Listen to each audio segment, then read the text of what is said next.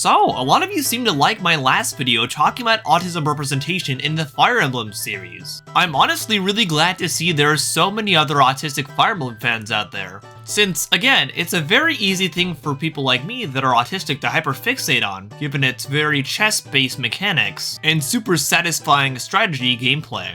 I'm a huge fan of this series and probably always will be, so I'm really glad to see there's a lot of other autistic people that are just as into this franchise as I am and have been for quite a while. So I just want to say thank you to everyone that commented in the last video and discussed how they're a huge fan of Fire Emblem as well and how it's a hyperfixation for them. Really glad to see this discussion getting out there more. It means I'm doing something right, so thank you all. There were also a ton of great suggestions for other Fire Emblem characters that are possibly autistic coded on the last video, which I didn't even consider for my initial video, so I wanted to take this video to talk about some of those they all suggested in the comments of the last one. I hope you enjoy this video. There were a lot of great picks I thought from y'all, from like Path of Radiance, Radiant Dawn, even going back to Genealogy of the Holy War. So I hope you enjoy my discussion and insight on each character here, but before we begin, be sure to like this video and subscribe if you haven't already. Leave a comment down below telling me if you want more psychology, autism, neurodivergent gaming type videos. Maybe I could cover Final Fantasy or Kingdom Hearts or something like that. Just let me know down below if you want to see something akin to that. Also, if you want even more gaming content, you can check out my Twitch where I actually stream all retro games. I am currently going through the Kingdom Hearts series for the first time ever. We're almost done. We'll be starting Kingdom Hearts 3 this Sunday, so be sure to stay tuned for that. After we finish the Kingdom Hearts series, we're going to start up the Fire Emblem series over there, so if you want to see more Fire Emblem, be sure to check out my Twitch. But anyway, on to today's video. So the first character I want to discuss is Bunette from Fire Emblem Engage. Weirdly enough, Fire Emblem Engage is actually one of the few Fire Emblem games I have not played at all, so I had to do a bit of extra digging on this character for this video. But from what I've seen of this character, from doing some various research, they actually seem like a very good autistic rep. For starters, they have a pretty major hyperfixation on cooking, which is actually a rather common thing for autistic people overall. Autistic people such as myself can often get hyperfixated on creative things specifically. For me, it's making videos. For Bunette, it's actually cooking. It's really interesting seeing him talk about his hyperfixation on cooking to the other characters in this game because he's not really sure how to talk to them at all, actually. As a matter of fact, whenever talking to other people in this game, he ends up comparing them to food and also saying they inspire his dishes, much to the confusion of most of the characters in Fire Emblem Engage. This is obviously very funny to watch, but also a pretty accurate portrayal of an autistic coded character, given Bunette does not have really any social awareness, and this is the only way he knows how to try and connect to people about his love of cooking. For him, this is just the way he makes a normal connection. Overall, Bunette is a very solid autistic rep from what I've seen, and when I do Fire Emblem Engage on my Twitch for my Fire Emblem Marathon, I'm looking forward to seeing his character for sure when I get to that game. The next character I want to discuss is one I do know about, that being Ike from Fire Emblem Path of Radiance and also Fire Emblem Radiant Dawn, collectively known as the Telia's games. Ike I see as a very good autistic rep and also one of the best Fire Emblem protagonists easily. Ike is a very interesting one since he's actually the only Fire Emblem protagonist that is not of nobility.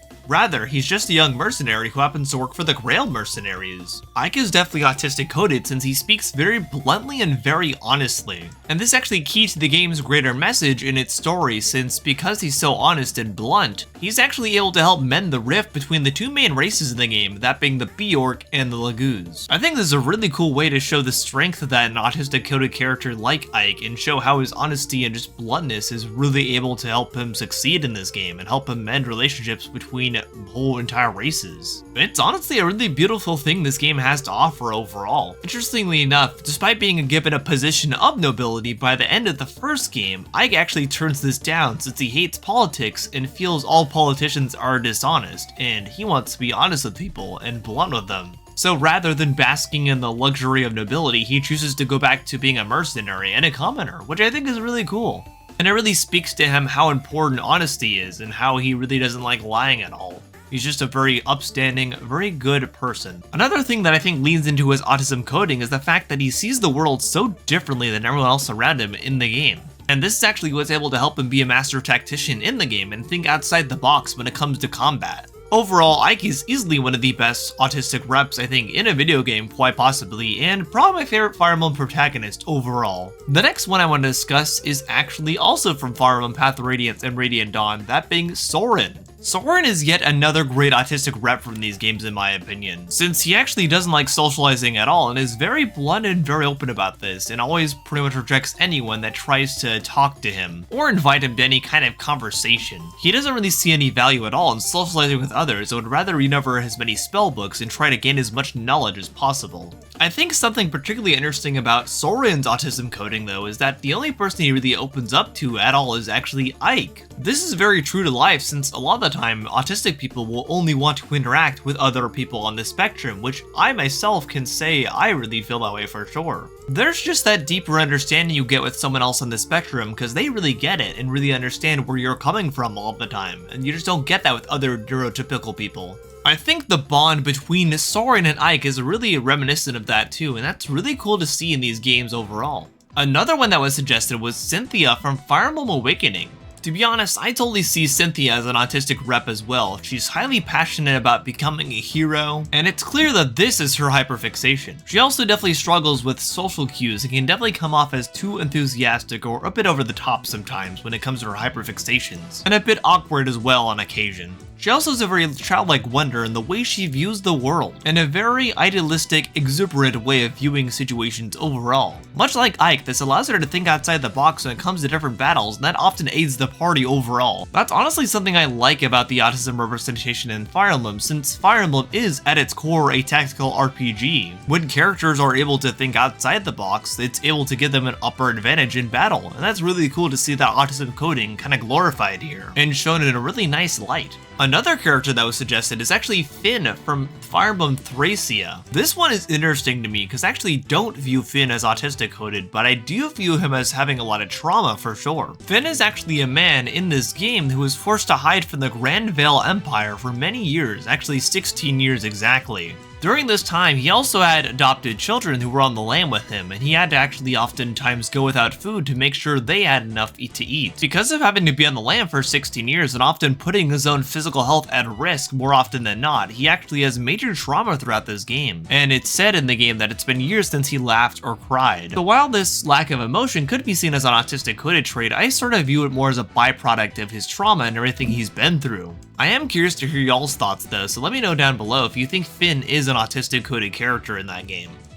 Another character that was actually suggested that I totally forgot about until making this video was Dwire from Fire Emblem Fates. I do think Dwire is a fantastic autistic rep as well, especially when you compare how different his personality is and his disposition from his father Jacob. Dwire definitely has a lot of social anxiety and shyness, and he'd rather observe social situations oftentimes than really participate in them. When he does socialize with people, he's often very blunt and very distinct with his mannerisms, not choosing to shy away from any sort of details at all. One thing I find particularly interesting about his character is that he actually has a very distinct attachment to routine. He has a very distinct routine and schedule that he likes to stick to on a daily basis, whether he's cleaning, cooking, helping out with fighting, or doing anything like that. He always has to stick to this schedule and routine or else he just can't function. Which, of course, is a very autistic coded trait, and it's really cool to see that portrayed here. Dwire is one of my absolute favorite autistic coded characters in this series, undoubtedly. So thank you to Moogles and No Pun Forever for suggesting him. I appreciate it.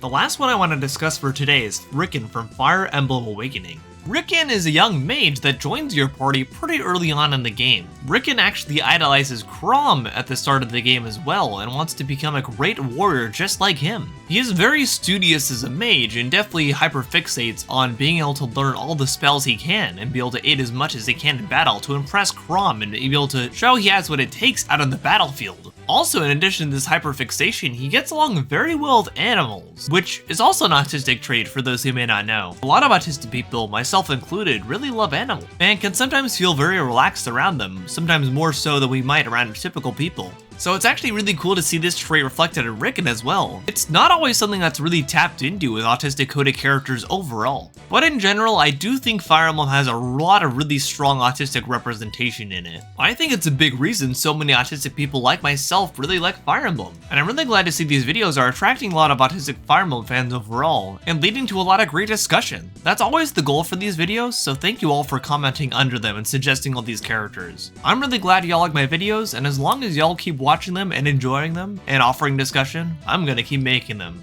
Thank you all. Hey, thanks for watching. If you liked this video, give it a like. If you didn't like it, give it a like anyway.